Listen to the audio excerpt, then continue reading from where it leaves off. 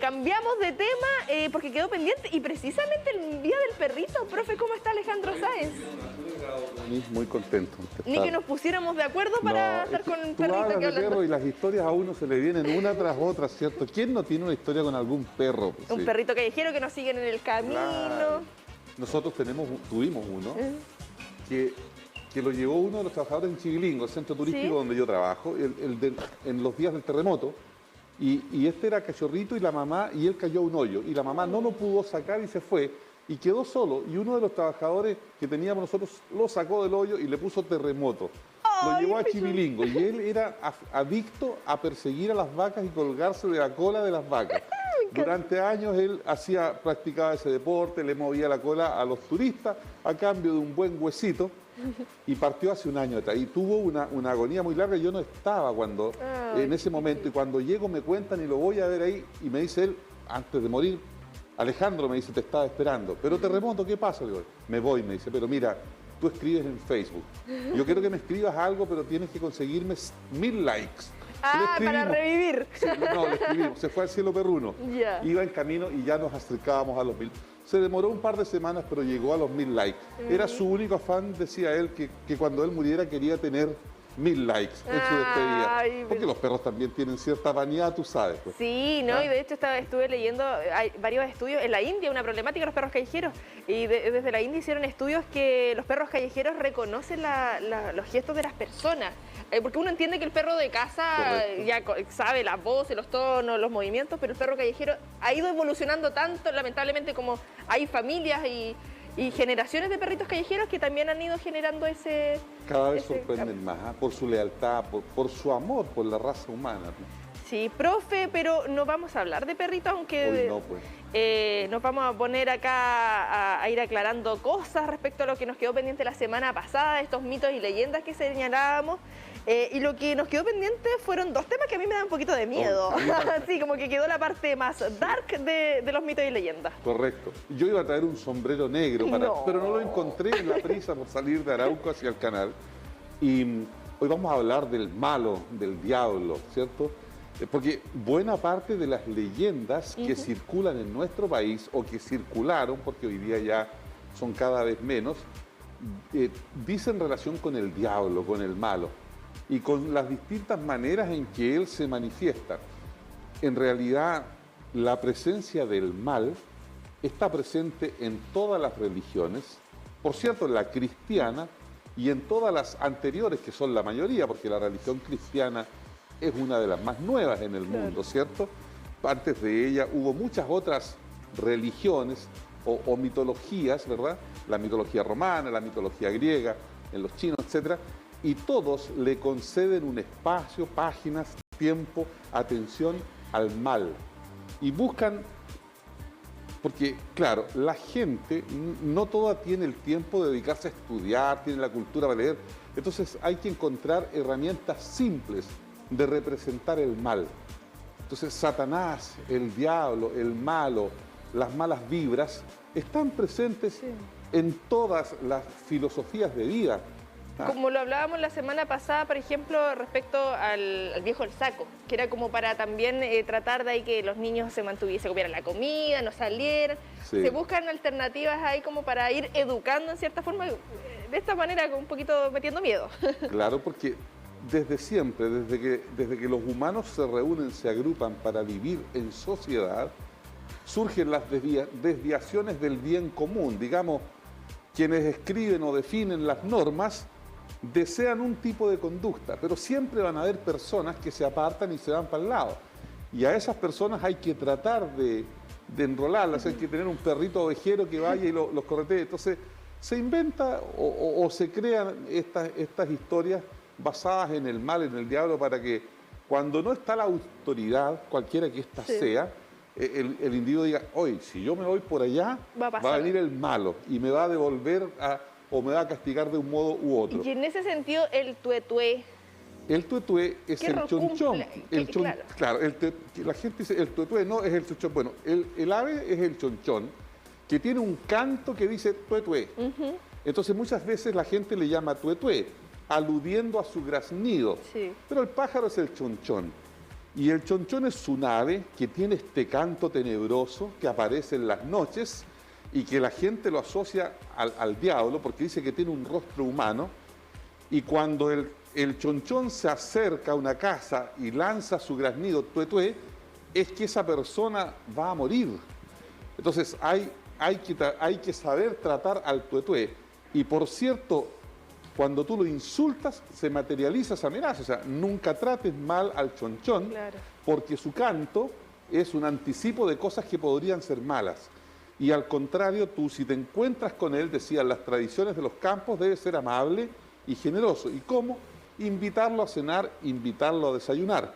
Entonces, las leyendas del chonchón o del tué son numerosas en el sentido del ave que se presenta, que se le invita a cenar o a tomar desayuno y llega después, toca la puerta como un mendigo o una mendiga, ¿cierto? O una persona muy pobre que llega a pedirte alimentos y tú tienes que hacerlo pasar, Sí. porque en realidad esa persona es el diablo que viene representado en un mendigo a gozar de una atención, de un alimento, y tú tienes que darle el desayuno o tienes que darle le tienes que dar la cena según el compromiso que se haya establecido para que él se vaya sin causarte un mal.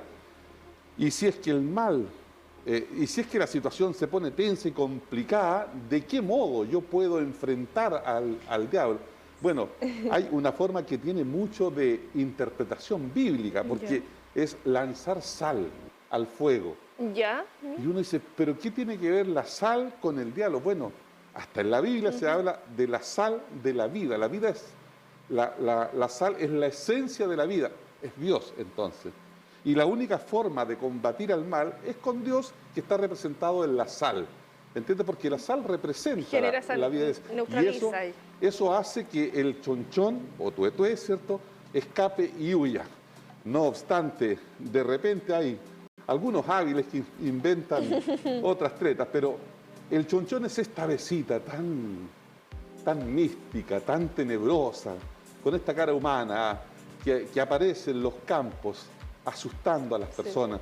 Pájaro de mal agüero le llaman también. Sí. Porque anuncia la muerte. Profe, algunos dicen también con el ají al fuego, para que También, lo corretee. ¿cierto? Porque de algún modo el ají y la sal tienen, en algún punto se encuentran como ese condimento de los alimentos, como esa esencia, como el espíritu de los alimentos. Porque los alimentos son algo sólido, tangible, que muchas veces uno busca darle cierta espiritualidad. Y esa espiritualidad se logra o con la sal o con el ají, que le pone espíritu, le pone alma a los alimentos. Profe, y lo que significa también, yo le digo profe porque Sí, que yo no soy profesor, Sí, no, un adicto, digamos, a la... Pero como dentro de todo su conocimiento, acá yo le digo profe y transparentemos porque en Chivilingo lo señalaba al inicio, yo creo que muchas y muchos fuimos a Chivilingo y yo tenía ese recuerdo de cuando ustedes contaban la historia y ahora las vidas no se reencuentran nuevamente en otras circunstancias. Jóvenes. De repente me encuentro con jóvenes ya profesionales y también me dice profesor, me dice, no soy profesor, pero yo era justamente quien les enseñaba o les relataba la historia del lugar y me tenía que parar al frente como lo hace un profesor. Sí. Entonces, en la mente de estos niños, como lo fuiste tú, ¿verdad? Uno está asociado a esa figura. Sí, y esa es la idea también de estas conversaciones, de ir acercándonos de una manera más amena y retomando también nuestra historia pasada dentro de estas creencias, como señalaba al inicio también. Poco se habla, poco se conoce respecto a todo lo que hemos ido avanzando, pero son temáticas que siempre quedan ahí, dentro del recuerdo. Generaciones nuevas que no tienen mucho conocimiento de esto, hablábamos del chonchón, pero también esto está visualizado entre murciélagos, perros, otras especies. Hay muchas formas de representar al diablo o al mal, en particular a las industrias nuestras de la zona. Yo siempre tengo más presente la industria del carbón, pero también hubo industrias en el mundo del trigo, acá en la zona, no tanto Huachipato, no tanto Lenap, que son más modernas. Me refiero a aquellas industrias que se alimentaron de mano de obra de los campos, porque Concepción no siempre fue Concepción, ni lo fue Talcahuano, ni Lota, las ciudades industriales, ni Coronel, etcétera, sino que en un principio esos eran peladeros, una pequeña casa, una hacienda, ¿verdad? La hacienda del coronel, de este mapuchito que vestía las ropas de un militar y por eso le llamaron coronel, o las casas de Louta, las agrupaciones de casitas mapuches que se llamaban Louta, en fin. cuando vino el desarrollo industrial o comenzó incipientemente el desarrollo industrial, se necesitaron personas, mano de obra, Claro. que siempre fue muy difícil de conseguir. Siempre fue difícil de conseguir la mano de obra. Y entonces estas industrias atraían campesinos que venían en busca de una mejor condición de vida y se empleaban en estas industrias. Y los campesinos traían su ropa, los pocos bienes que tenían y sus tradiciones. Y llegaban a sus lugares de trabajo con todas estas historias. Entonces, unos veían al diablo como un perro negro, o como un murciélago, o como un hombre con un sombrero negro, pero por cierto que con una mirada muy fea. Y todos hablaban de estas historias del diablo. Por ejemplo, lo hace Baldomero Lillo, ¿cierto? En su leyenda del chiflón del diablo. Obras que lo más probable es que se hayan inspirado no en Lota, donde hoy día existe el chiflón del diablo, sino que lo más probable es que se hayan inspirado en las minas de Coronel, porque don Baldomero, que nació en Lota, tempranamente se fue a Lebu y después volvió a trabajar a Coronel, a las minas que estaban en el sector donde hoy es Maule. Ya. Ahí hubo minas de carbón y ahí trabajó Baldomero Lillo. Entonces, si él escribió historias, libros de las minas de carbón, las que él conoció fueron las de Coronel. Y lo más probable es que la compuerta número 2, el chiflón del diablo y todas estas hayan estado inspiradas en la vida de las minas de Coronel, donde seguramente había algún personaje como el Cabeza de Cobre, un chico de pelo cobrizo, Sí. que es el protagonista de su obra El chiflón del diablo. Y desde luego que en todas estas leyendas de la aparición del diablo, lo que se representa, lo que está presente ahí es el respeto con el cual las personas tienen que tratar a lo desconocido. Cuidado con ofender, no le faltes el respeto, no te escapes con eso, actúa con prudencia, actúa con serenidad, porque de lo contrario, lo que tienes al frente te puede cobrar una cuenta más o menos cara. Y eso no es otra cosa que la forma en que los padres, tú no lo eres todavía, educamos a nuestros hijos. Sí. Siempre vamos buscando enseñarles a nuestros hijos que ante lo desconocido Hay sean que tener prudentes, sí. que se vayan con cuidado, que no se tiren, que no, cuidado. El piscinazo. Entonces, la forma en que se van desarrollando estas leyendas del diablo es una forma de decirle a las personas, mira, cuidado ante lo desconocido, porque de ahí puede surgir una reacción que a ti te pueda causar un problema mayor. Claro, quizás eso nos falta muchas veces pensando en nuevas generaciones, porque estamos hablando acá de décadas atrás, de muchos años atrás, que había mayor respeto en ese sentido. Ahora, dentro de toda esta vorágine del internet y todo tan rápido, acá se acuerdan del perrito negro con los dientes de oro. Correcto, ¿cierto? Y también hay leyendas del rotito chileno, del típico chileno, que es tan hábil que logra engañar al diablo. ¿Tú te imaginas alguna persona que sea capaz de engañar al diablo, de estafarlo? Bueno, el chileno puede. El chileno todo lo puede, ¿cierto? Y hay la historia de un típico chilenito, que hizo un pacto con el diablo. Los pactos con el diablo, yo creo que hasta hace 30 años atrás eran súper mencionados. ¿Y qué era el pacto con el diablo? Bueno, era un compromiso que tú firmabas con el diablo, en que él te concedía poder, bienes, claro, dinero, un cargo importante, una buena pega, un buen puesto, directora de TVU, etc. No. Y tú firmabas ese compromiso, pero el diablo, ¿hay un precio? claro, cobraba tu alma. Y se ponía plazo, y se ponía un plazo, ¿ya cuánto? A 10 años, no, decía, yo quiero vivir 10 años nomás, pero yo quiero ser gerente de TVU para contratar a este y echar a este otro que me cae mal. Entonces, hubo este rotito chileno que hizo ese pacto y le pidió mucho dinero, y el diablo dice, muy bien, ¿y a qué plazo? No, le dice, para mañana. Pero para mañana, sí, para mañana. Para ayer. O sea, yo solo quiero tener el dinero para esta noche y tú me cobras mañana. Muy bien, le dice el diablo, firmemos el compromiso, y se firma el compromiso que a cambio de una cierta cantidad de dinero que el diablo le entregaba a este rotito, ¿cierto? Él le cedía su arma para mañana. Y bien, pues, le entrega al diablo la cantidad de dinero que el chilenito, este pícaro, la gasta muy feliz esa noche, y al día siguiente llega el diablo a cobrar. Y el chileno está ahí y le dice, está bien, sí, pero ¿me puedes mostrar el contrato? Claro, dice el diablo y saca el contrato. Aquí dice que, que para mañana. Ah, pero no es para hoy, es para mañana. Y lo miró el diablo. Ah, sí, pues dijo, en realidad es para mañana. Se fue. Me encanta. Pero, momento, ahora me firma y me tienes que dar de nuevo una cantidad de dinero. Así que lo tuvo tanto tiempo leyendo el contrato que era para mañana que el diablo se aburrió y se fue. Y se cuenta que es el único chileno, desde luego, que ha logrado engañar al diablo en estos pactos en que uno entrega su alma. Porque hasta humor hay presente.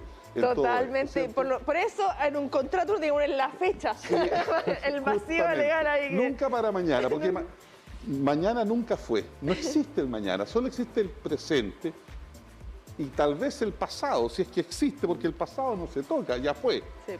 Muchos dicen, solo existe el hoy, vívelo, gózalo. Sí, no se fía hoy, se fía mañana. Es la misma esencia, ¿verdad? Alejandro Sáez, que nos acompaña esta tarde acá en la Comunidad del Contenido. Agradecerle, profe Muñito. No, para mí, Connie, siempre es un agrado, pues. Ahí vamos a estar viendo qué temas podemos ir levantando y generando y recordando también nuestras raíces. Señalaba ahí desde Chivilingo también cómo está la situación en las visitas, cómo... Lo más probable es que se pueda estar atendiendo ya a contar de fines de octubre. Las lluvias de estos días sí. A Chivilingo, a las comunidades vecinas, a las nuestras, les han golpeado bastante duro. Pero ha habido un buen trabajo solidario de los organismos, municipalidades y otros más que se han preocupado de colaborar un poco. Porque Chivilingo es un nombre mapuche que significa aguas que desbordan. Así que hoy el río se desborde no es más que recordar el origen del lugar. Sí, no es algo ahí que nos tengamos que sorprender. No. Vamos a estar atentos entonces a esas fechas, profe, para que podamos hacer un recorrido ahí. Oh, excelente. Pues. Revivir las épocas de infancia, cuánto fuimos ahí cuando chiquititos y recordar cómo está también Chivilingo. Nosotros seguimos